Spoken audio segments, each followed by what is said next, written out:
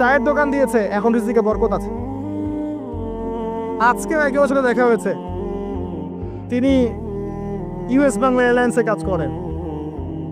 আমাকে বলছেন, ভাই মুরব্বী মানুষ, আমার পরিবারের সদস্য সংখ্যা বেশি ছিল, হারাম জবে ছিলাম, সুদ খেতাম, সুদি এনজিওতে কাজ করেছি, আপনার লেকচার শুনেছি, আলহামদুলিল্লাহ আল্লাহ পাক শুনিয়েছেন তাকে, এখানে আমার কোনো ক্রেডিট নাই, তিনি ছেড়ে দিয়েছেন, এখন এখানে কাজ করেন। আমি বললাম, পরিবারে কি কোনো সমস্যা হয়, রিজিকে বরকত আছে না?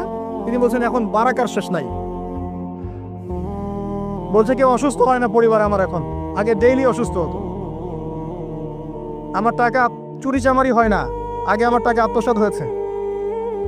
বরকত কি জিনিস আপনাকে বুঝাই, বরকত চোখে দেখা যায় না। আপনি হালাল রিজিকে থাকেন, দেখবেন আপনার পরিবারের মানুষ কম অসুস্থ হচ্ছে, খরচ কমে গেল, আপনার সম্পদ চুরি ডাকাতি হচ্ছে না, নিরাপদ আছে। আপনি অল্প রিজিক আল্লাহ রহমত বরকত ঢেলে দিলেন, অল্প খেয়ে আপনি তৃপ্ত, মেডিসিনে খরচ নাই, অসুস্থতার খরচ নাই, আজে বাজে কোনো খরচ নাই, কারণ আপনি হালাম খাচ্ছেন না। বরকত চোখে দেখা যায় না, এটা বুঝতে হয়। আবার দেখবেন মাসে কোটি টাকা আর্ন করছেন,